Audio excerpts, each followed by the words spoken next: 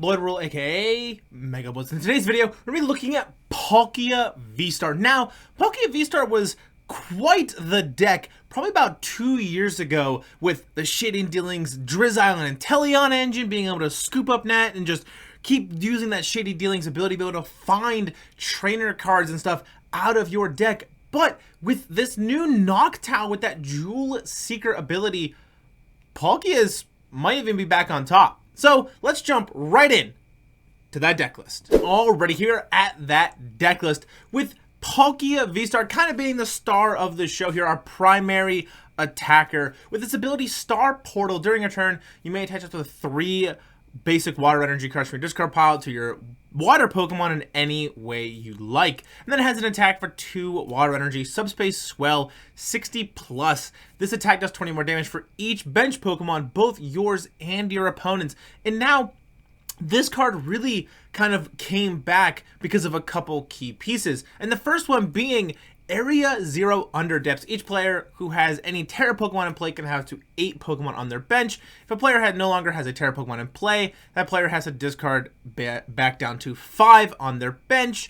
So we are also playing the new Terapagos EX. It is a Terra Pokemon, and its attack Unified Beatdown is very similar to Palkia's Subspace Swell attack for double colorless energy 30 times. If you go second, you can use the attack during your first turn, which is very helpful.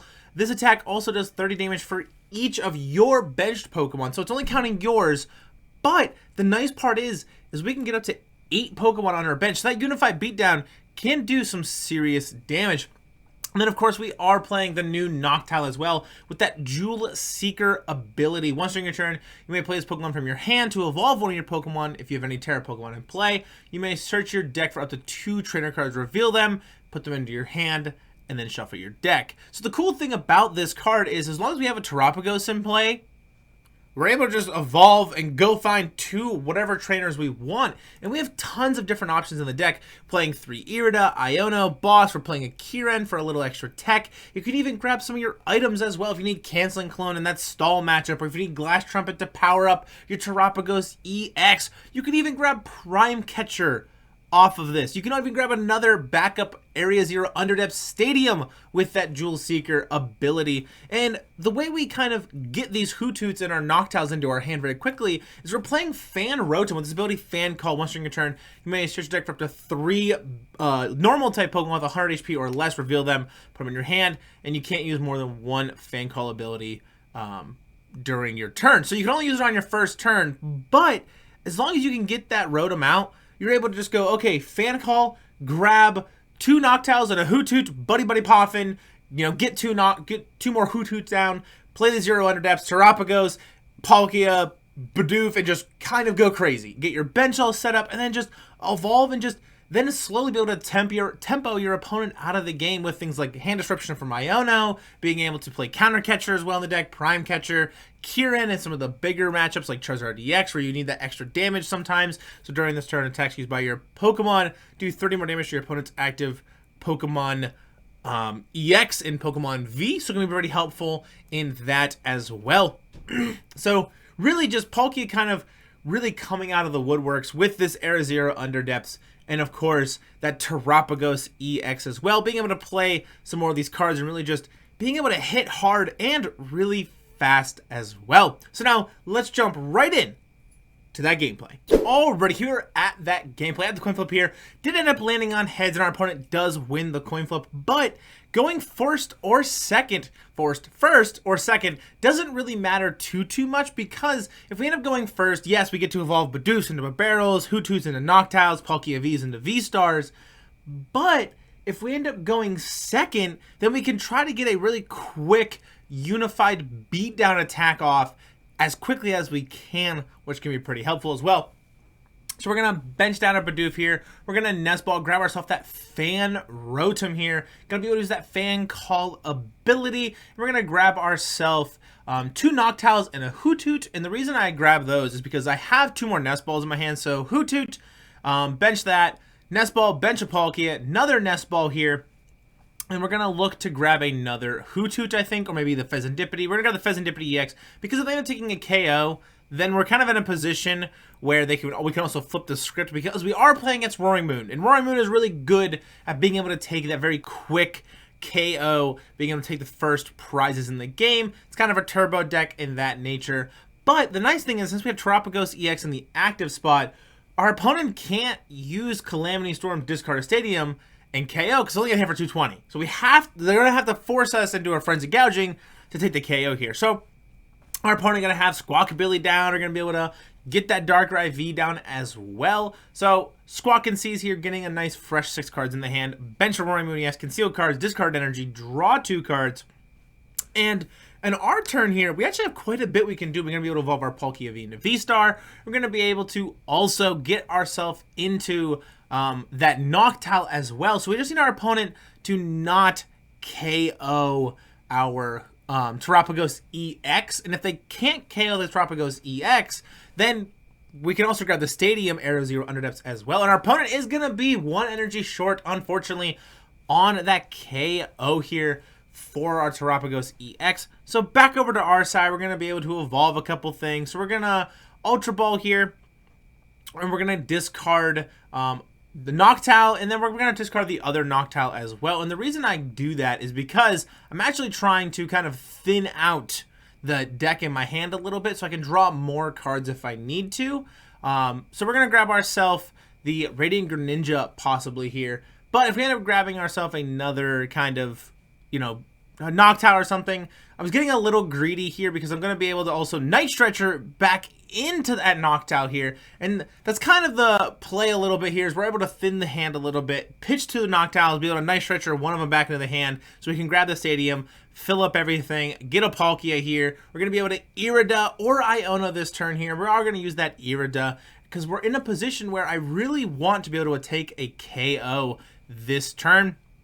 So we're going to eye out that Radiant Greninja in the Earthen Vessel here. Earthen Vessel going to pitch the Iona to get 2 energies here. We're going to concealed cards, pitch 1 to draw 2. And we're in a kind of a spot where we can't even take a KO this turn, unfortunately. But we're really set up in a nice spot here. So we're just going to be able to pass back to our opponent here. We're going to be able to attach that energy to the Palkia Vstar. And if they end up taking a KO on our Terapagos EX, or they end up discarding the Stadium, we have another one ready to go in our hand. And a nice thing about the Palkia deck is a lot of the times you don't mind discarding things if they get rid of your Terapagos or your Stadium, because you can get rid of the Noctowls if you need to. You can get rid of the Fan Rotom after you use it. You know, if your Bibarel's prize or something, getting rid of that Bidoof doesn't hurt too much as well. So things of that nature can be very helpful, especially like in this matchup, for instance. We don't really need Radiant Greninja. It's just an extra draw engine in this matchup. We're never going to use it to attack unless our opponent goes like double Frenzy Gouging or something, and then we have to kind of go the route of, okay, well, maybe we can just Moonlight Shuriken, take 2 or 4 prize cards and go that way, but doesn't happen all that often. So we're going to discard the Fan Rotom in that Noctowl here. We're going to be able to play our Arrow Zero Underdepths again. And in this point, we're also going to be able to Iona as well here. Trying to get a little disruption here. Nice fresh 6 cards in the hand. So we're going to Iona, getting ourselves into double Glass Trumpet, which can be pretty helpful. We're going to be able to get ourselves into another Palkia Vstar, a Hoothoot. We're going to have Nest Ball and Ultra Ball in the hand as well. So Nest Ball coming down here for potentially another Terapagos EX. Because if they end up KOing the current Terapagos EX, we have the other one in the back to make it so our Area 0 Underdepths is still basically in effect.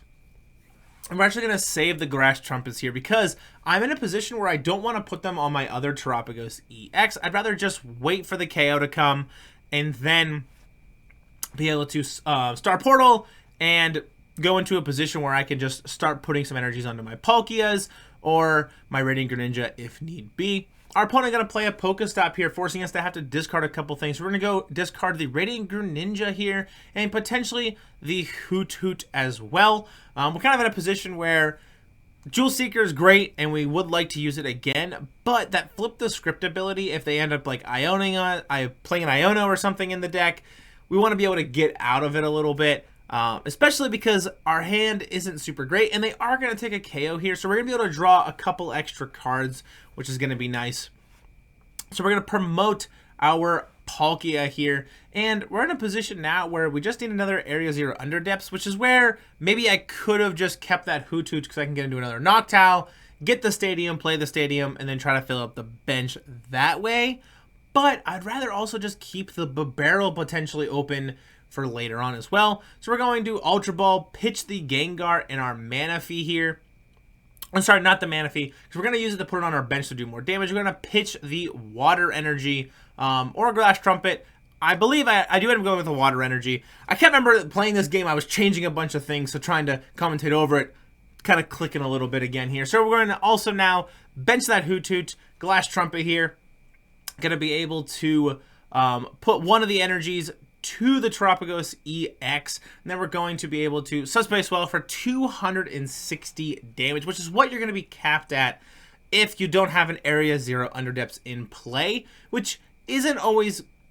You try to make it so it doesn't always be that way. You want to try to have the Area 0 Underdepths in play as often as you like, but with a lot of the decks in the format, a lot of them want, you know, Pokestop on the field. Raging Bolt does, you know, Chien-Pao does, Ancient Box likes Pokestop in play, Roaring Moon as well. A lot of these other decks have stadiums they want to put in play. You know, Iron Thorns wants to put Lost Cities in play. Lugia wants to put Mesagoza in play. Some decks play Collapse Stadium still. So just things like that is going to be, and that's why we're playing 4 copies of that Area 0 Underdepths, because our opponent's going to be kind of bumping our stadium a bunch of times, and some decks even still play Lost Vacuum depending on what the meta's looking like. It's a great tech card that's kind of going around in the meta as well. So our opponent here just kind of churning through the deck a little bit, kind of looking to see what they can pull off here. Gonna have a Roaring Moon EX ready to go on the bench, gonna Dark Patch, put an energy on the other Roaring Moon, switch cart into that Roaring Moon here, Frenzied Gouging coming in, going to take the instant knockout here on our Palkia Vstar, taking 2 more prize cards. Party's got a 4-2 split. Now, I will say, one of the cooler things with this Palkia deck is you can actually attack with the Fan Rotom if you need to, or the Noctowl sometimes as well, because a lot of the decks, like especially Palkia, plays that Glass Trumpet. So we're going to be able to Glass Trumpet here, putting an energy onto our Hoothoot. We're going to be able to also evolve our Hoothoot into Noctowl this turn, and going to be able to take a KO with our Noctowl on that Roaring Moon EX. But first, Area 0 Underdepths got to come down. Ultra Ball, we're going to pitch the Palkia V and another Ultra Ball to grab another Palkia V, trying to thin the deck a little bit here as much as possible, trying to flood the bench as much as we can. So another Palkia, the Palkia coming down, the Manaphy coming down. Going to use that Jewel Seeker ability here. We're going to go with the Iono and potentially something else, maybe thin out the deck a little bit. So we're going to grab a Buddy-Buddy Poffin here. Use the Buddy-Buddy Poffin. There's no more Pokemon or anything in there, but just thinning the deck by a card can be very helpful. So Iono coming down, putting our opponent to 2, putting us to 4, getting an Irida, Super Rod, Prime Catcher, and Area 0 Underdepths. Speedwing coming in to take a KO on that Roaring Moon EX for another 2 prize cards. So it's going to be a 2-2 split here. We're getting Bibarel and Boss's Orders off of those prize cards here. So our opponent gonna Super Rod here, gonna be in a position where they kind of need to dig their way back out of this. So they're gonna Super Rod in some Darkrai Vstar and energy, and then gonna be able to Trekking Shoes here, keep or discard the card, draw a card, and then pass to us. We're gonna be able to evolve Bidoof into Bibarel, and now we're at a point where we kind of want to thin our hand as much as we possibly can, so we can actually just draw as many cards. But our opponent realizes, I'm not going to be able to come back from this game, even if they Irida or anything like that. Going to be able to just grab a couple things and come back into the game here. So GG's to our opponent there. Really being able to showcase that Palkia Vstar not only can take instant KOs, we didn't even take a prize card until 3 turns in, still was able to crawl all the way back into this game after being completely down and out, has that late game disruption also. Just many different pieces going on with this Palkia deck, which I feel like makes it such a viable deck going forward in the meta. Now, let's jump right in to that outro. Alright, that's going to do for today's video. If you guys enjoyed the content I've been making so far on the channel, don't forget to leave a like, smash the subscribe button. I really appreciate it. Now, I'll make sure to put the deck list that I played in today's video in the description below, so you guys want to try it out for yourself, you'll be able to. And I'll see you all in the next one. Peace!